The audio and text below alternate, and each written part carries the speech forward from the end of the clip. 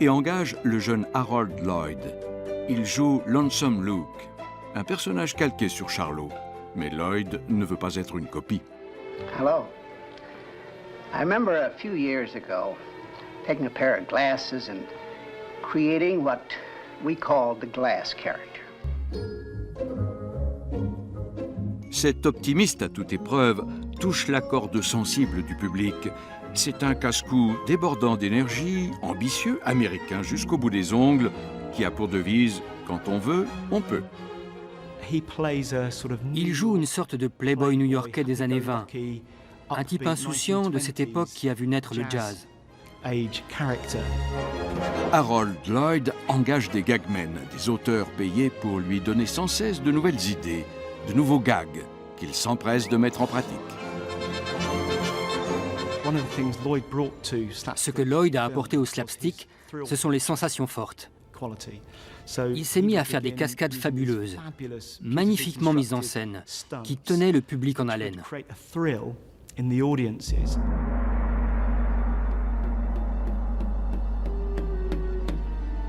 Harold Lloyd aime le risque. Les scènes les plus acrobatiques et les courses-poursuites les plus périlleuses, il les joue lui-même. Et si son personnage échoue invariablement dans ses entreprises, il le fait avec tellement d'esprit que le public, même s'il retient son souffle, le cœur battant, sait au fond de lui qu'il arrivera toujours à s'en tirer et que tout finira bien. Et c'est pour ça qu'on l'aime. Lloyd est probablement l'héritier de cette tradition du personnage à qui il arrive plein d'aventures incroyables et il se retrouve dans des positions pas possibles. Ça, c'est le Lloyd des années 20. Bientôt, un troisième visage vient compléter la scène burlesque hollywoodienne. Et puis, Buster Keaton, c'est l'acteur parfait, c'est le réalisateur ultime, mais c'est aussi quelqu'un qui a poussé l'exigence à un tel point de pureté qu'il ose le surréalisme.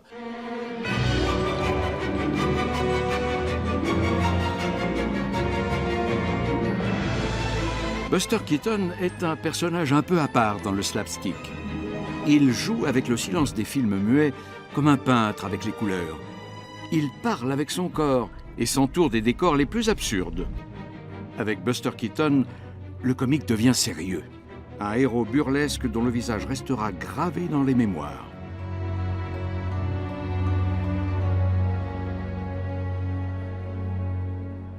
On le surnomme le grand visage de pierre. Les gens croient parfois qu'il est inexpressif, mais c'est faux. Son visage est très expressif. Ses traits bougent peu, mais il n'a qu'à baisser un peu les paupières pour avoir une toute autre expression. Un jour, on lui a demandé « Tu ne souris donc jamais ?» « Non, j'ai d'autres façons de montrer que je suis heureux. » Le regard sombre et hypnotique de Buster Keaton, les équipés rocambolesques de Harold Lloyd et la poésie qui émane de Charlot, l'éternel perdant, trois styles burlesques bien distincts qui reflètent chacun une facette de notre monde. Le cinéma muet était au summum de son art. L'expression visuelle est quelque chose de spécial, d'unique, que ces comiques ont su exploiter à leur fin. Le fait que tout ceci ait commencé en France avec Max Linder, Hollywood le sait très bien. Lorsque Charlie Chaplin quitte la société Essanay à la fin de 1915, Essanay cherche une vedette européenne pour continuer les films comiques et ils font appel à Max Linder et ils l'amènent en Californie. C'est à ce moment-là que Max rencontre Charlie Chaplin. Une rencontre entre le maître et l'élève. Ainsi aime-t-on interpréter cette photo, le maître étant bien sûr Max Linder et l'élève Chaplin. Mais ces images datent d'une époque où Charlie Chaplin est déjà célébré comme le roi de la comédie burlesque et n'a plus besoin de maître depuis longtemps. Quant à Max Linder, c'est le héros oublié des premières années du cinéma. Hollywood a depuis longtemps supplanté l'industrie cinématographique française. mais l'acteur espère relancer sa carrière en Amérique. Le fait d'aller à Hollywood pour Max Linder n'aura pas été une très bonne idée au départ, puisque en 1916, il part aux États-Unis pour remplacer Chaplin, ce qui n'est pas facile. Il a un contrat pour 12 titres, il n'en fera que 3, et pour des raisons de santé, diplomatiques ou pas, on ne sait rien, il rentrera en France. Son heure de gloire est derrière lui. Lorsqu'il rentre en France, Max Linder est un clown brisé. Son mariage avec Hélène, une jeune Française de 17 ans, lui redonne du courage. Sa fille Maude naît en 1924. Mais il supporte mal de voir son nom supplanté par celui de Charlie Chaplin. 10 ans plus tôt, ce dernier lui avait envoyé un mot de gratitude en le décrivant comme son maître. Chaplin était là, est un homme remarquable. C'est un talent merveilleux, mais c'est également un remarquable homme d'affaires. Et il a su merveilleusement mettre en vedette son cinéma, tandis que Max Linder, lui, en se suicidant, a tué en grande partie son œuvre. Pendant longtemps, on a à peine su que Max Linder existait. Au matin du 1er novembre 1925, dans la chambre qu'il occupe à l'hôtel Baltimore sur l'avenue Kléber à Paris, Max Linder se suicide après avoir tué sa femme Hélène. La veille, dans Le Petit Parisien, on pouvait lire « Le dernier film de Max Linder est un drame navrant, pitoyable ». Sa fille Maude a alors 15 mois. Très mauvais père, il m'a abandonné en se suicidant, donc plus mauvais père, on ne peut pas trouver. Mais j'admire le cinéaste profondément. Et quand je vois ce qui se passe à l'époque où il a vécu, je crois que c'est un des personnages les plus élégants, les plus français, tout en restant international. Aujourd'hui, seul un cinéma parisien entretient le souvenir de la première star comique et en même temps tragique du cinéma muet français. Après sa mort, la France devra attendre longtemps avant de retrouver un artiste aussi doué pour raconter des histoires sans parole. The winner is My Uncle, Spectre Grey Auto Films. The award for the French film My Uncle, Jacques Tati.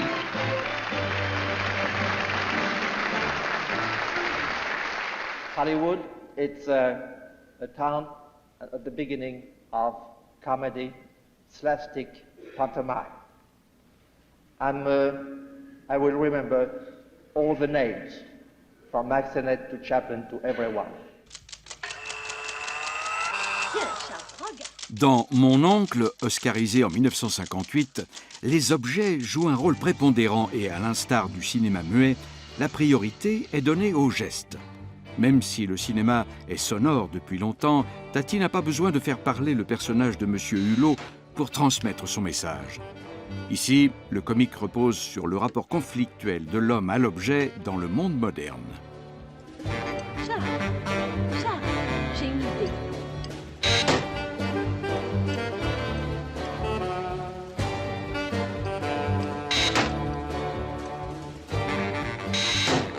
You know he's this C'est un type un peu vieux jeu, pas très travailleur, not very hard working, and then you just see him. et on le voit découvrir le monde moderne sous nos yeux. Modern world before your eyes. C'est fantastique.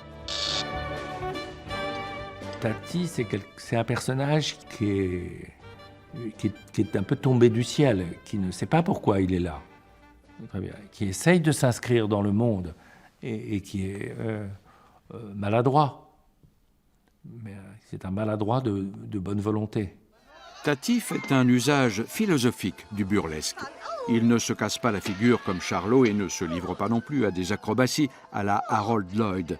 Tati ne fait pas du comique réaliste. En 1952, M. Hulot prend la mer pour réaliser cet unique gag qui ne sera finalement intégré au film qu'en 1978 à l'occasion d'un nouveau montage. Entre-temps, Tati a vu Les Dents de la Mer de Steven Spielberg.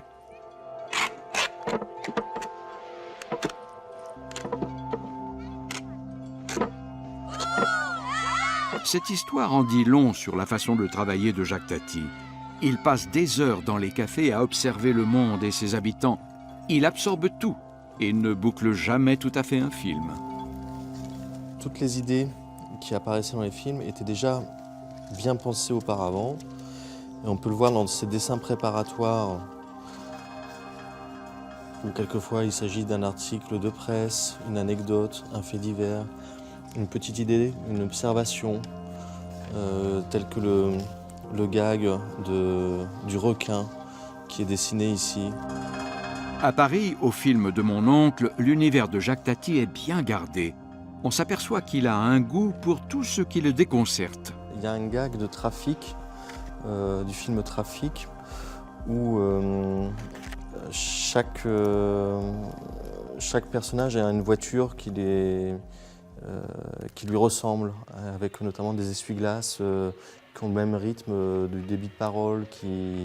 Le vieux monsieur dans la 2 chevaux, il a des essuie-glaces qui sont très hésitants, qui balbutient un petit peu.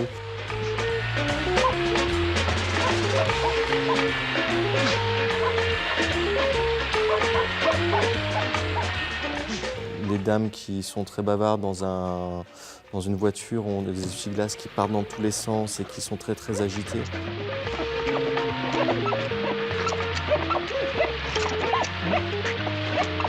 Le rapport de Tati à la technique semble assez perturbé. Il fait preuve d'un profond scepticisme vis-à-vis du progrès.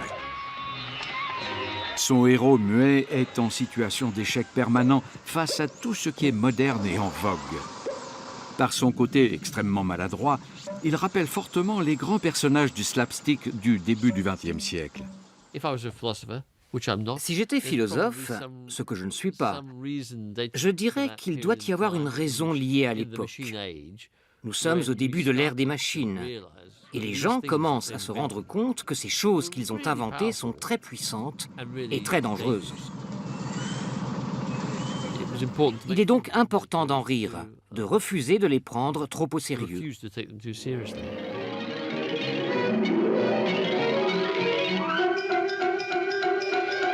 En 1936, Charlie Chaplin tourne Les temps modernes.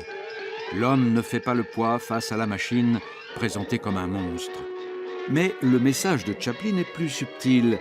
Il fait un film muet, à l'ère déjà bien entamée du cinéma sonore. C'est une manière satirique d'affirmer sa position à l'égard du progrès. Son personnage refuse tout bonnement de parler.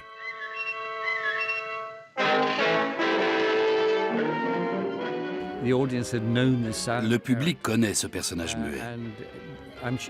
La seule voix qu'il avait jusque-là, c'était celle que chacun lui avait attribuée dans son imaginaire. Alors, si Chaplin l'avait fait parler, les gens auraient été surpris. L'autre problème, c'est que tout son travail résidait dans le mime. Et c'est pour cela qu'il était compris dans le monde entier et que son public était universel. Chaplin n'utilise que des bruitages. Ce n'est pas l'homme qui parle, c'est la machine.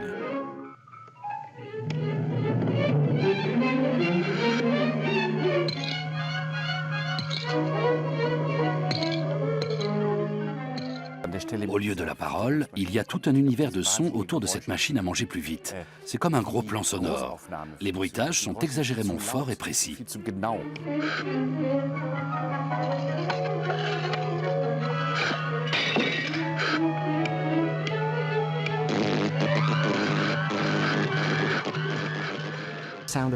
Les effets sonores contribuent à renforcer l'aspect visuel et permettent au personnage de Charlot de rester silencieux. La parole, Chaplin en est convaincu, nuirait à son art. C'est pourquoi dans les temps modernes, il ne fait parler Charlot que dans une scène à la fin du film. En fait, il est censé chanter, mais...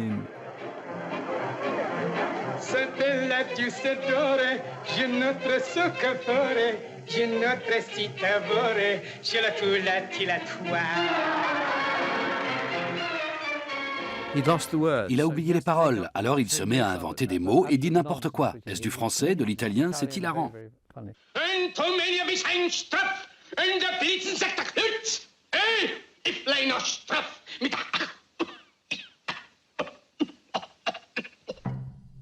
Charlie Chaplin a trouvé la solution pour intégrer la voix sans dénaturer son cinéma. Il fait du slapstick vocal. Quoi qu'il en soit, le parlant annonce la fin des rois du mime. Les dialogues nuisent au comique visuel. Il ne laisse pas assez de place aux gags physiques et les encombre plus qu'autre chose. Mais on n'arrête pas le progrès. Aussi décide-t-il d'utiliser le mieux possible ce qui sert véritablement leur art, les bruitages. Le bruitage, c'est la langue des objets. À travers leur bruit, les objets expriment quelque chose. Ils peuvent se manifester même lorsqu'ils ne sont pas visibles à l'écran, et même transmettre en quelque sorte une humeur. C'est Jacques Tati qui cultivera véritablement le langage des objets. Pour créer une voiture adaptée au personnage de Monsieur Hulot, il organise un casting en règle. Son assistant photographie divers modèles au cours de l'été 1951. Et on va s'approcher beaucoup de ce modèle qui est la Salmson.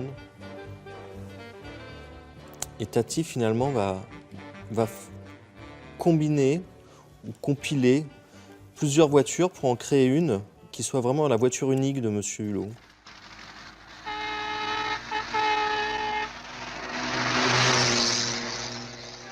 On a souvent demandé à Jacques Tati si les bruits pouvaient avoir un effet comique.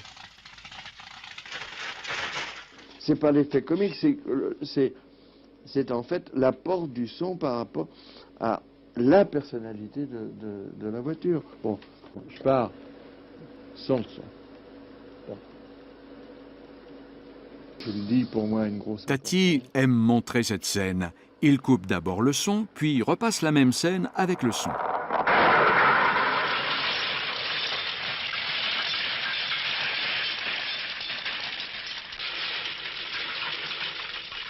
Il s'agit de conférer une personnalité aux choses. Et le comique réside là encore dans l'échec. Tous les objets ont un aspect visuel et tous les objets parlent. Cette chaise, par exemple, elle émet un certain son.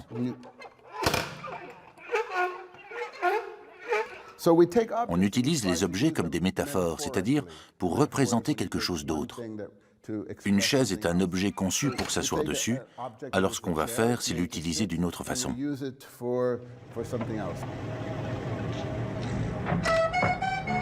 Dans Playtime, Tati utilise toute une ville avec ses ronds-points et ses cars de tourisme pour dénoncer le fléau des grandes villes qui ne laissent plus de place à l'individu.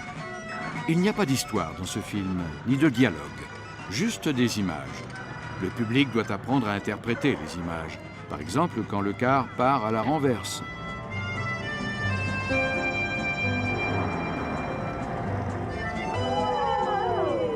Sous l'effet d'une illusion d'optique.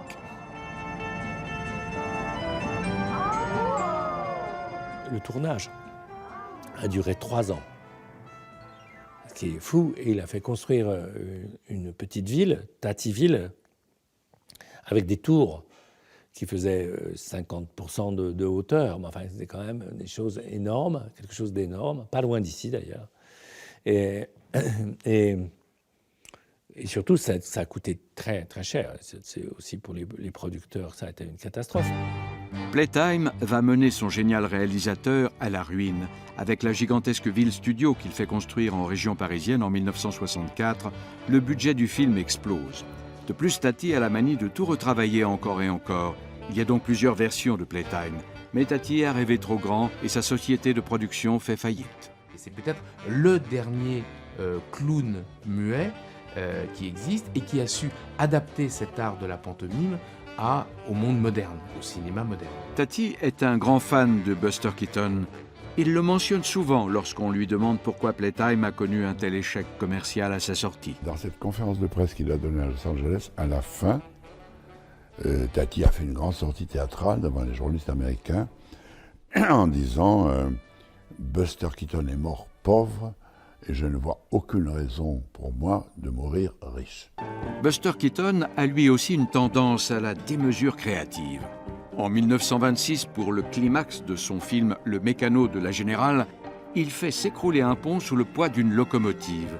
La scène la plus chère de l'histoire du cinéma muet, sans parler du coût des centaines de figurants. Nous avons du mal à imaginer aujourd'hui les conditions de tournage dans les années 20. Je crois qu'il y a eu beaucoup de morts.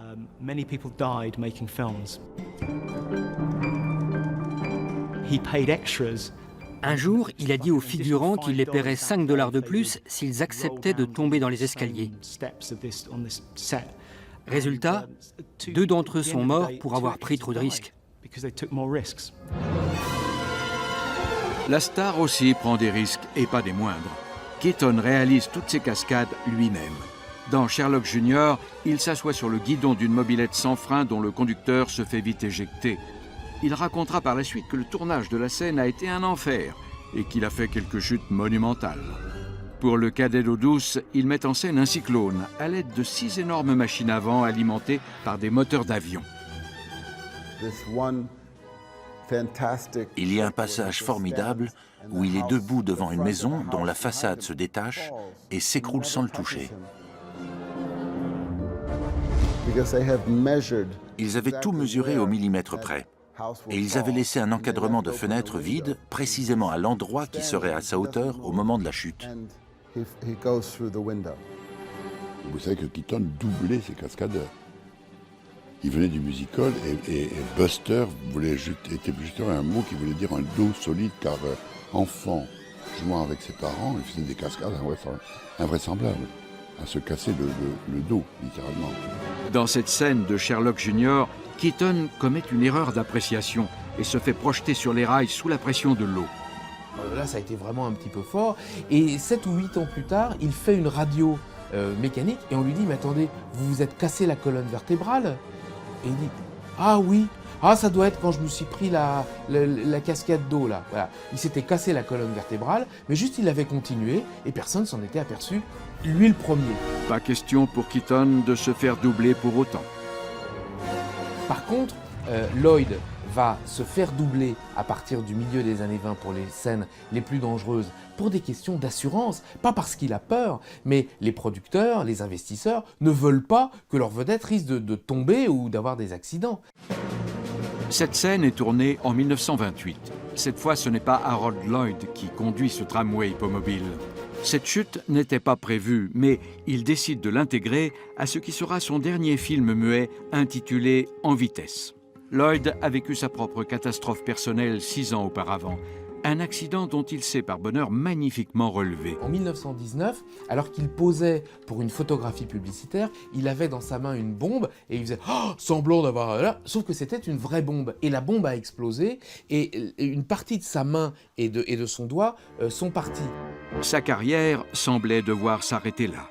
Mais Lloyd, héros burlesque par excellence, ne baisse pas les bras. En 1923, il tourne un de ses films les plus connus, Monte là-dessus, dans lequel il escalade un immeuble new-yorkais avec une prothèse à la main droite cachée par un gant en cuir couleur chair.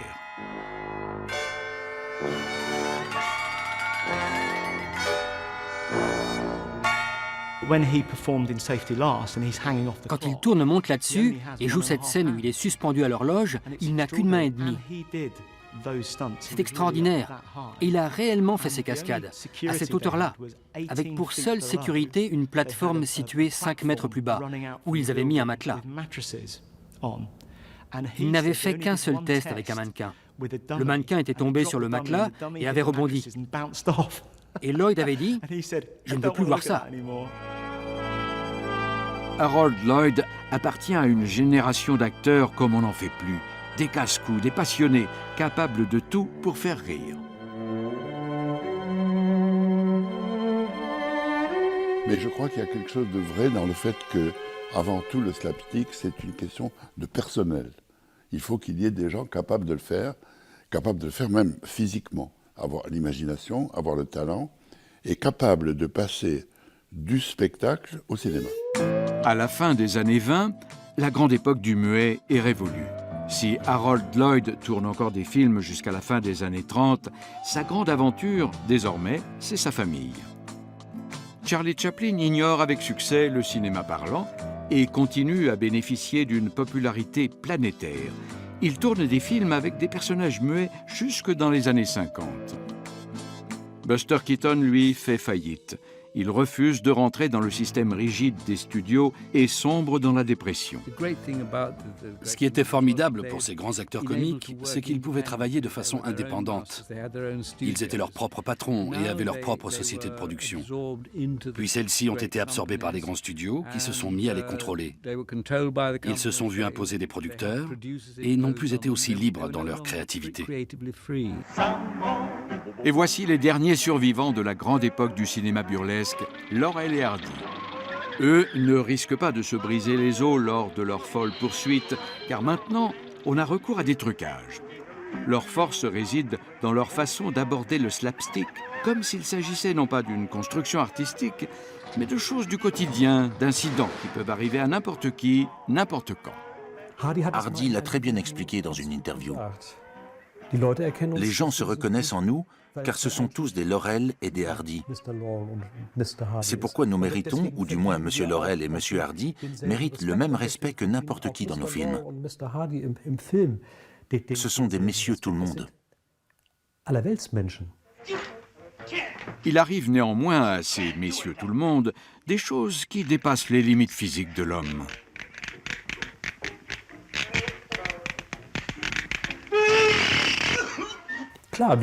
Bien sûr, on sait que si l'on faisait la même chose dans la vraie vie, on aurait vite un cadavre sur la conscience et on pourrait tout de suite appeler la morgue.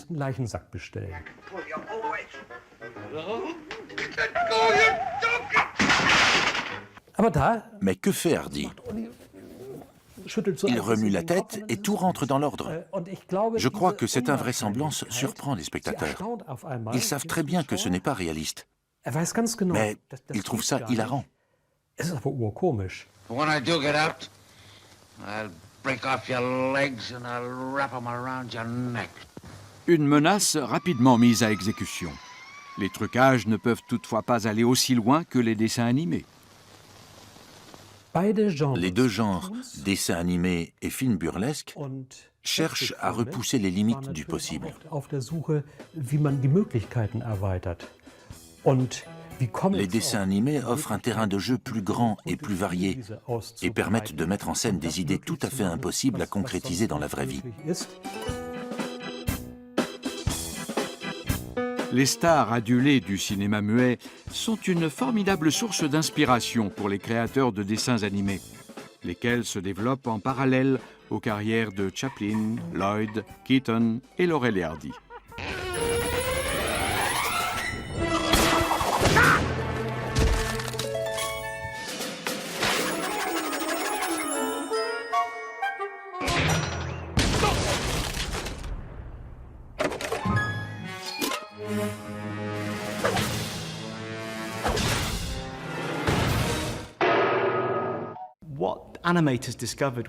Ce que les animateurs ont découvert, c'est qu'il n'y avait pas de limite physique à ce que leurs créatures pouvaient endurer. Le comique pouvait donc aller bien plus loin sans que cela ait des conséquences désastreuses. Un personnage peut se prendre une planche à repasser en pleine figure. Un rocher peut lui tomber dessus. Il peut lui arriver les pires choses. Il s'en remet toujours.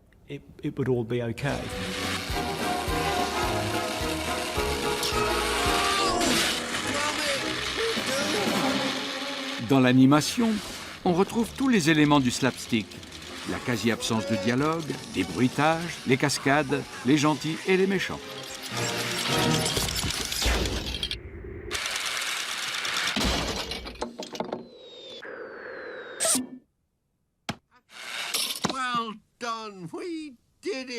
Dans l'animation, faire bouger un personnage est relativement facile.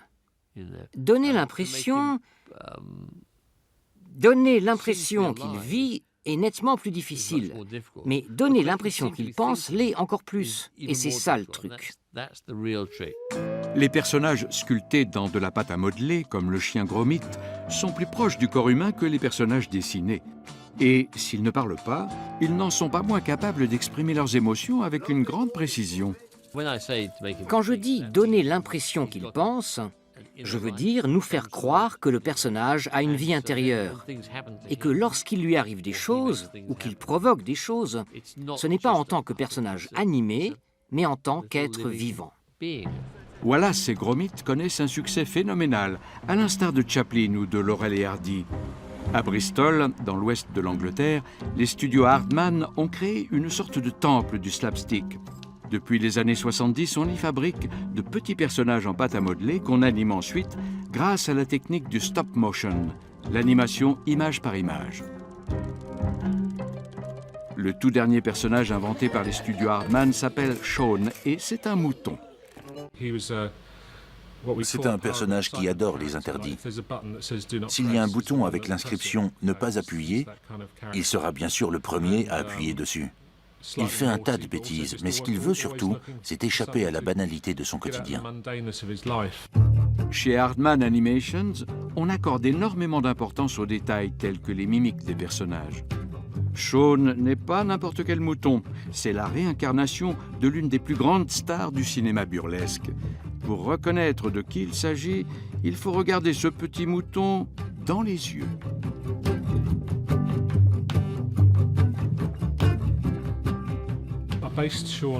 Je me suis inspiré de Buster Keaton parce que je n'avais pas trop le choix, à vrai dire. Dans le visage de Shaun, la seule chose qui bouge, ce sont ses yeux. Le reste n'exprime pas grand-chose. Et justement, Buster Keaton était connu pour son visage de marbre.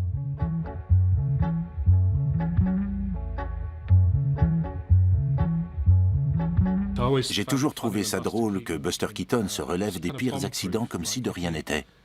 S'il se fait renverser par une voiture, il se relève avec un air vaguement énervé, pas du tout l'air de quelqu'un qui vient de se faire renverser. C'est ce qui me faisait rire. Il conserve toujours la même expression. Une maison peut lui tomber dessus. Il ne change toujours pas d'expression. Hardman Animations reprend les grands gags du cinéma muet, les adapte et les modernise. L'illusion du miroir, par exemple. Oh!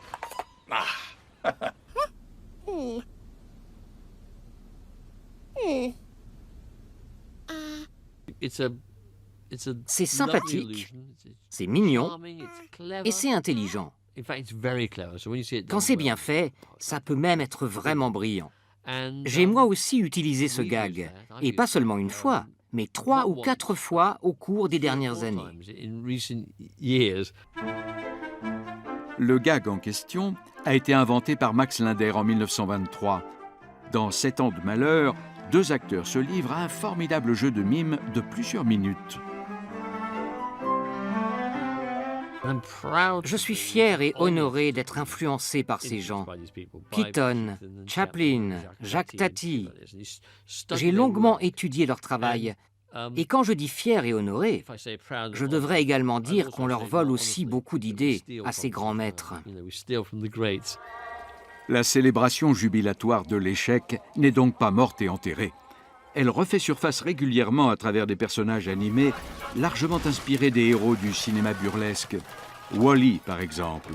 Ce n'est qu'un robot animé et pourtant il est aussi attendrissant que Charlot.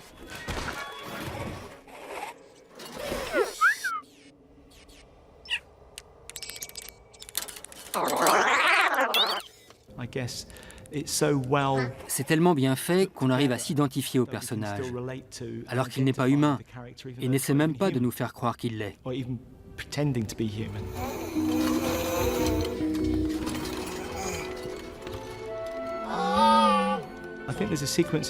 Je crois qu'il y a une séquence dans Wall-E où il offre une fleur à quelqu'un. C'est un passage très touchant. Et en le voyant, je me souviens m'être dit que c'était directement inspiré de Chaplin, et plus particulièrement des Lumières de la ville.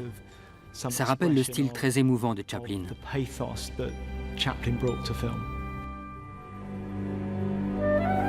En définitive, le burlesque repose toujours sur de grands sentiments et sur le passage éclair du comique au tragique et vice-versa. Parfois, il suffit pour cela d'un instant de silence. Les méchants perdent et les gentils gagnent.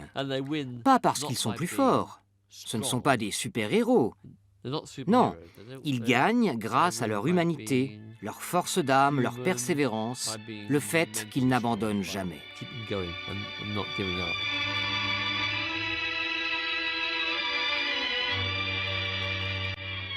Si le burlesque a connu son heure de gloire, aujourd'hui le genre semble inspirer plus de méfiance. Peut-être redoutons-nous davantage la peur de l'échec qu'autrefois. Mais ces artistes qui se tirent si élégamment de leurs mauvais pas, qui ressortent toujours indemnes des pires catastrophes, chutes ou bagarres, ne sont-ils pas aussi des héros? Ils se permettent simplement d'échouer de temps en temps. À chacun de voir s'il vaut mieux en pleurer ou en rire. Aucune comédie ne finit sur une note tragique. Le héros n'est jamais définitivement vaincu. Il se relève toujours à la fin.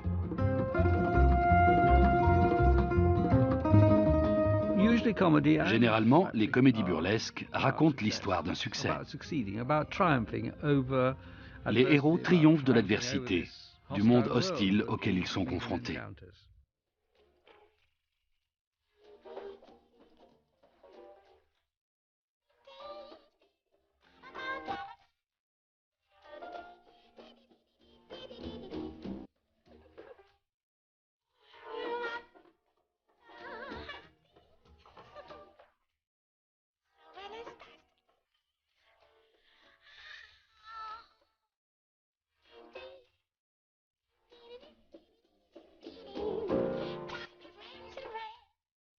And it's from heaven.